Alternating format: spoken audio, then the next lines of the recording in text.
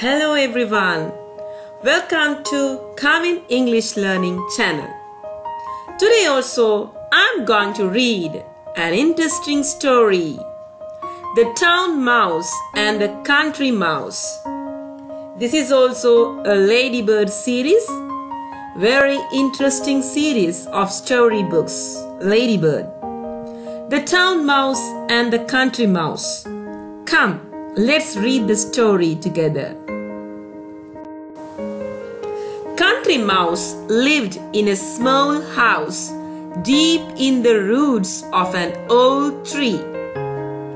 One day, his cousin Town Mouse came to visit him. "Welcome to my home," said Country Mouse. "You will love the country. It is so nice and quiet." Country Mouse made a big supper and they sat down to eat at the wooden table. But Town Mouse did not like the plain food or the thick mugs and plates. And the little straw bed made Town Mouse scratch and sneeze.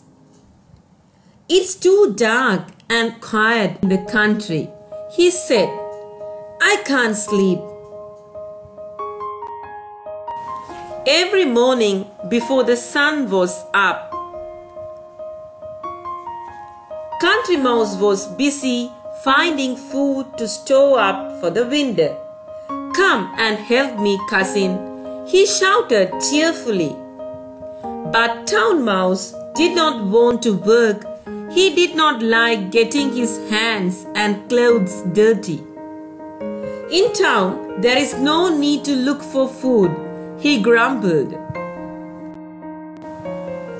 One day, Country Mouse took Town Mouse across the meadow to find some mushrooms.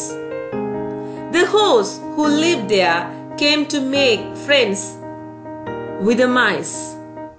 Town Mouse was so surprised, he fell head over heels in the wet grass. "I don't like the country," he said.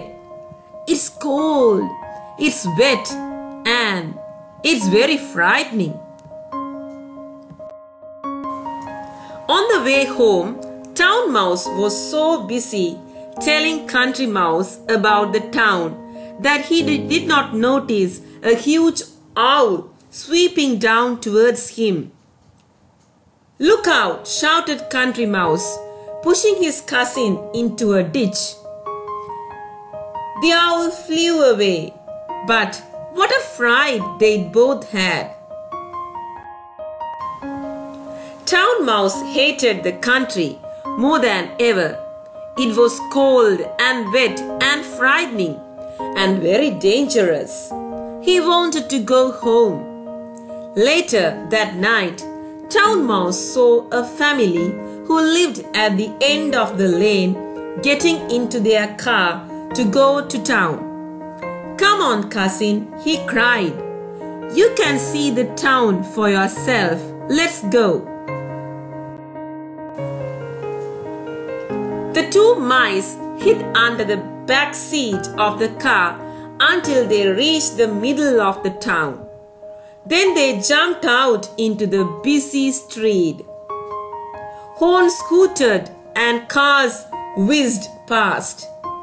Country Mouse had never heard so much noise or seen so many bright lights.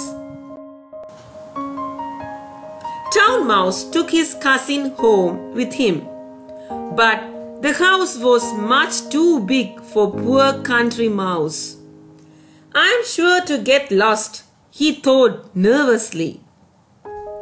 The town mice prepared a huge feast of fruit, cakes, puddings, and cream. It was all too rich and sweet for Country Mouse, and he began to feel sick. Next day, Country Mouse found a nice piece of cheese. He didn't realize that it was a trap. Town Mouse and his family rescue poor Country Mouse just in time. But they were all seen by the cat and had to run for their lives back to their hole in the wall. Country Mouse was so afraid now that he hardly dared to move around. At bedtime, Country Mouse did not like his soft little bed, and that room was too bright because of the lights in the street.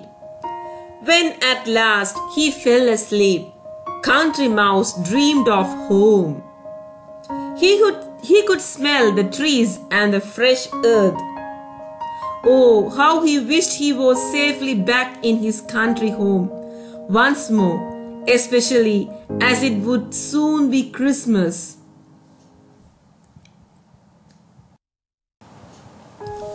In the morning, the mice found a large hamper under the Christmas tree.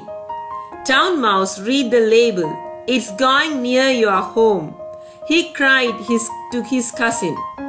Country Mouse jumped right into the hamper.